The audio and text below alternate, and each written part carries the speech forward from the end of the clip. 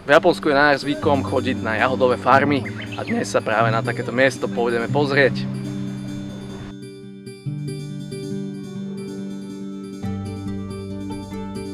Na takýchto farmách sa jahody pestujú väčšinou v skleníkoch a za fixnú cenu si človek môže obrať koľko vládze zjesť. Sezóna sa obyčajne začína už vo februári a končí v máji. Na začiatku sezóny býva úroda bohatšia a ceny v prepočte okolo 10 až 15 eur na osobu.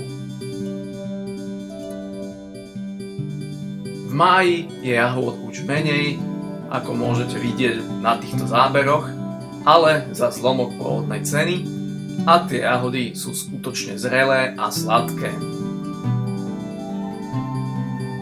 Tieto skleníky mi pripomínajú skôr nejaké výrobné linky, pretože zeminu tam ani nie je vidieť. Podľa je betónová a na nej sú kovové konštrukcie.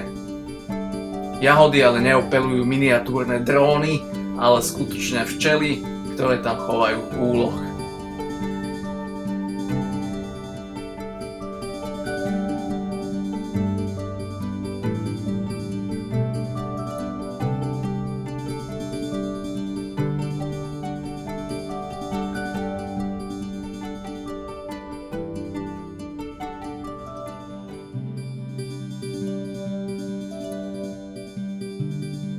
Tento rok okrem bežných jahôd ponúkajú aj bielu odrodu.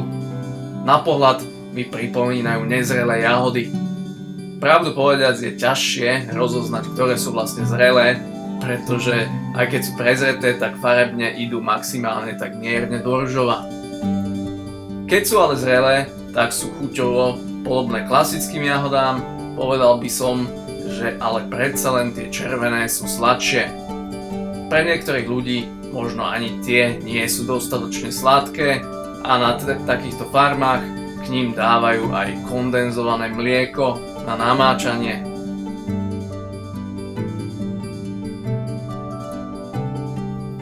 Japonci mimochodom nepovažujú jahody za ovocie, ale za zeleninu.